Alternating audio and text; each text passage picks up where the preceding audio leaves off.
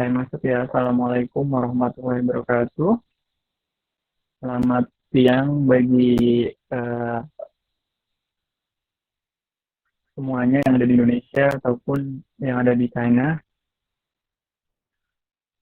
Perkenalkan, nama saya Haris Setiawan. Sekarang saya mengambil studi S2 di jurusan Structural Engineering angkatan 2019. Untuk kesibukan yang lain, eh, sebagai Ketua Perhimpunan Pelajar Indonesia Tiongkok cabang Chengzhou di 2020-2021. Untuk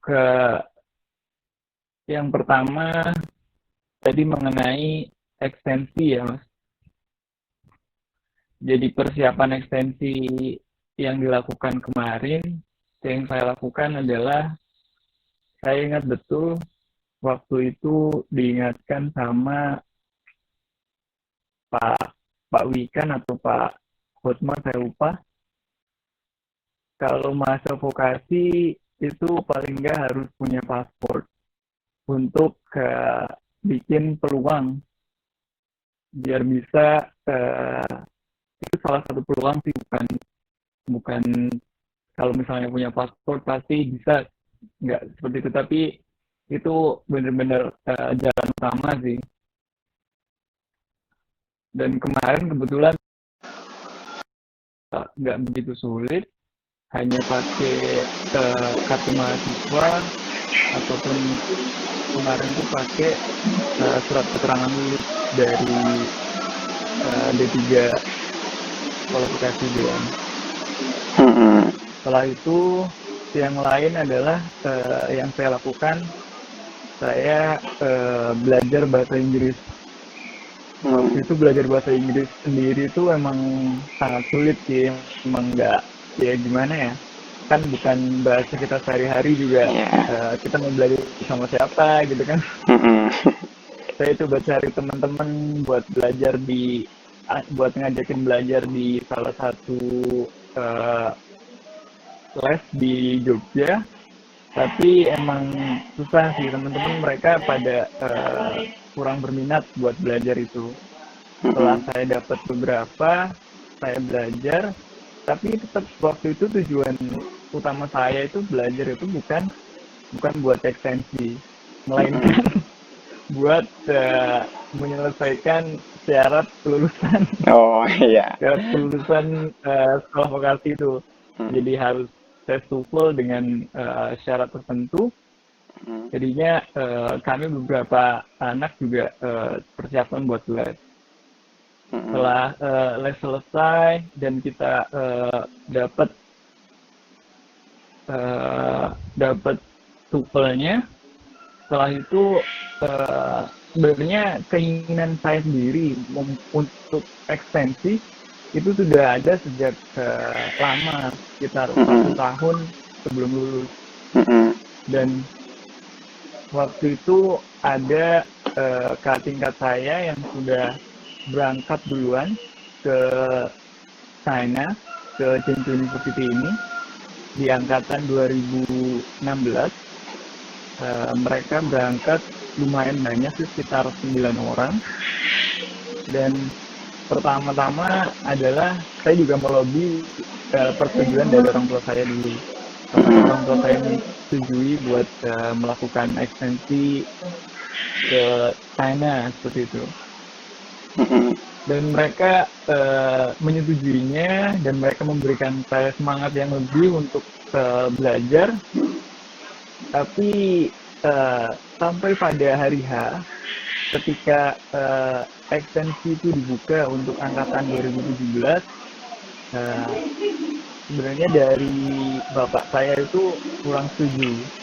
Seperti apa namanya, coba dulu di Indonesia seperti di ITS ataupun di Universitas Malang UM ya, ataupun di tempat lain. Saya juga mencoba di Indonesia dengan teman-teman saya, tapi qadarullah, takdirnya mungkin ke sini. Jadi datangnya nyampe ke sini. Mm-mm. Dan bener-bener ekstensi itu di sini emang awalnya ya sempet kaget sih emang, karena waktu di Indonesia juga kita pakai bahasa Inggris juga waktu di les doang. Mm-mm. Setelah di les juga nggak dipakai lagi. Ya. Dan sampai sini juga penyesuaiannya juga lumayan lama, dari eh, penyesuaian apa namanya bahasanya juga, selain itu di sini juga kita belajar bahasa Cina juga, Hmm. karena ya sama kayak di Indonesia gitulah, jadi bukan bahasa pokoknya, jadi orang-orang lokal juga mereka nggak bisa bahasa Inggris, mereka Mm-mm. harus pakai bahasa Cina. Mm-mm. Terus selain itu seperti yang teman-teman tahu juga, jadi untuk pembelajaran ekstensi ke S1, karena kita belajar D3 itu banyak belajar mengenai praktikum, Mm-mm. dan mungkin kita belajar teori tapi nggak begitu dalam, dan di ekstensi ini kita harus mengejar ketertinggalan itu dengan Mm-mm. meminimalisir mungkin hampir tidak ada praktek, dan kebanyakan itu adalah pelajaran teori atau mata kuliah teori. Mm-mm. Di situ emang terasa beda banget sih, terasa berat juga. Dan Ya. eh, bagi mungkin mahasiswa yang kayak saya, jadi sebelumnya di tiga saya mungkin unggul kayak apa namanya, saya suka dengan hal-hal praktikum, mungkin nilainya tinggi di praktikum, tapi di ekstensi ini di bidang teori justru saya turun. Mm. Padahal Penyesuaiannya emang berat. ya. Oke. Ini Jadi mm, apa namanya, bener-bener harus banyak baca buku, banyak mm, tidak tidak cuma berdasarkan dengan uh, praktikum. Seperti mm, yang saya masih ingat, ada teman saya juga di D3 juga waktu di uh, SUBM, ada teman saya yang dia tuh menanyakan suatu rumus ke dosen. Ini kok kalau misalnya rumusnya kayak gini, ini kok nggak masuk dengan kasus yang seperti ini. Dan dosen itu mengatakan bahwa sebaiknya kamu belajar praktikum yang ngantuk dan fokus ke sana. Untuk masalah rumus dan sebagainya, lebih baik kamu tinggal menggunakannya seperti di standar-standar nasional Indonesia mm. seperti itu. Tapi bedanya ini di ekstensi kita malah jadi belajar tentang rumus itu. Oh, ya. Yang sebelumnya kita cuma make dari standar-standar nasional Indonesia ataupun standar ASTO atau standar Amerika. Dan Mm-mm. uh, emang lumayan berat sih, dan dicoba kita juga sempat waktu itu untuk angkatan saya ada sekitar 7 orang, ya ya emang kebanyakan mahasiswanya itu tipenya mungkin ya hampir seperti saya, tapi ada beberapa yang mereka emang bener-bener mungkin suka baca buku tentang mendalam tentang teori itu, Mm. dan kita juga harus banyak belajar kelompok seperti itu biar benar-benar ngerti tentang Ya. apa itu yang kita pelajari. Mm-mm. Oke, oke, oke. Apalagi ya. Eh, nah, memang ini ya, apa yang namanya ekstensi itu kalau bagi anak diploma itu sangat merasa ini ya, kita kayak merasa superior ketika praktikum gitu. Saya juga merasakan ketika di UMY itu kalau praktikum kita jago aja gitu. Kalau ditanya aplikasi itu langsung ngerti kayak gitu-gitu ya. Nah, mungkin Haris juga merasakan hal yang sama ya ketika di Cina ya seperti itu ya. Iya, betul. Pasti perlu banyak belajar teori-teori dan sebagainya kayak gitu ya. Oke, nah itu eh, Hmm. mungkin terkait dengan kok bisa sih pas itu milih jadi ngambil di kan itu ini ya ekstensinya yang Singco ini kan dari vokasi ya gitu ya. Nah saat itu gimana sih Hmm. perjuangannya kok bisa mendaftar gitu ya? Karena cerita tadi belajar bahasa Inggris awalnya nggak nyangka ternyata bisa kepake untuk itu gitu. Gimana tuh? Iya. Jadi waktu itu tuh perjuangannya setelah sebelumnya dari pihak orang tua dari bapak saya sendiri mengatakan coba di universitas di Indonesia dulu seperti di ITS. Saya coba ke ITS sama teman-teman saya, Mm-mm. tapi belum bisa masuk sana. Saya tes Hmm. juga di sana kan, dan di Universitas Negeri Malang juga sama aja. Dan Hmm. eh, yang terakhir itu saya masih ingat itu dari KUI SUGM itu dia buka lowongan buat Mm-mm. aplikasi ke ekstensi D3S1 ke Cimp University. Mm-mm. Dan waktu itu sempat dari KUI sempat masih ngasih tahu bahwa minimal itu 10 orang dan waktu itu Hmm. masih 5 orang. Itu juga masih Hmm. kita masih ragu-ragu juga Ya, kayak apa namanya? Ini kita beneran jadi berangkat apa enggak? ya. Nyampe pengumuman itu agak agak lama Mm. dari apa ya, kita tuh wisuda kan Agustus sekitar dua tanggal 20 minggu kedua atau minggu kedua atau Ya. ketiga Agustus wisuda, nyampe pengumuman atau admission admission tuh kayak apa namanya, surat keterangan diterima dari universitasnya itu dikirim pos, nyampe ke KUI itu sekitar bulan Oktober. Dan Hmm. itu tuh waktu itu bener-bener nggak nyangka banget. Jadi setelah sekian lama nggak ada pengumuman, saya coba kerja dulu di Cilacap, Mm. dan saya juga coba apply buat kerja di SCC.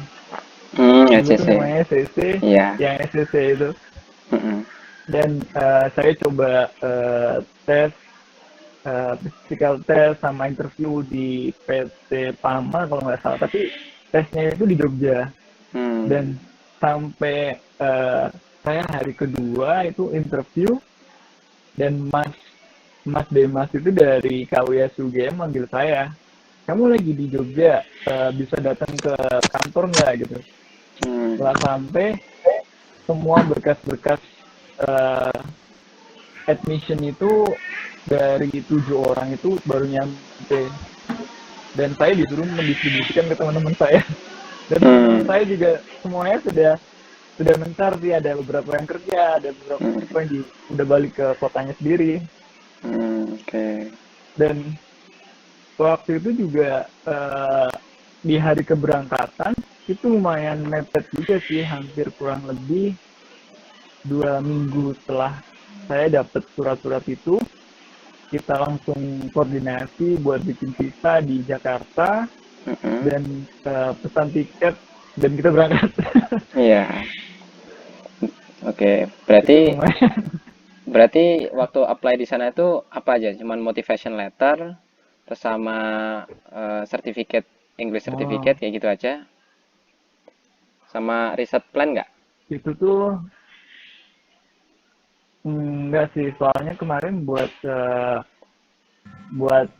ekstensi ke S1-nya itu cuma ijazah, tapi ijazahnya tuh harus ditranslate ke bahasa Inggris. Jadi Hmm. kemarin tuh saya Ya. translate ke apa tuh namanya, saya lupa namanya, tapi di Jogja ada tuh lembaga lembaga resmi yang buat mentranslate dokumen. Hmm. Jadi kita nanti pakainya dokumen yang itu yang ditranslatekan. Ya. Hmm. Mungkin ada bayar sekitar berapa gitu. Hmm. Oke. Ada, tapi kemarin transkrip itu udah versi bahasa Inggrisnya udah ada dari SC. Mm-mm. Terus ada lagi selain itu tadi study plan, terus ada criminal record Hmm. atau apa sih namanya SKCK, SKCK. SKCK. SKCK. Hmm. SKCK-nya tapi harus diurus sampai ke Polda kalau nggak salah ya. Oh, ya, Dan ya. SKCK-nya tuh beda, bukan jadi SKCK yang harus SKCK yang khusus buat tadi ke luar negeri, bukan Hmm. SKCK yang buat kerja itu loh. Ya, oke, oke, oke. Berarti ini ya, apa namanya? Ya syaratnya masih relatif mudah ya kalau di apa dikerjakan lah, dicari lah gitu. Kalau yang ijazah tadi memang saya juga punya pengalaman nih kalau apa ijazah translate tuh. Kemarin saya juga kan apply ini ya untuk S2 di Turki beasiswa itu. Kalau saya kemarin Hmm. ini Haris apa translate-nya ke vokasi gitu. Satu hari jadi Oh, kayak gitu.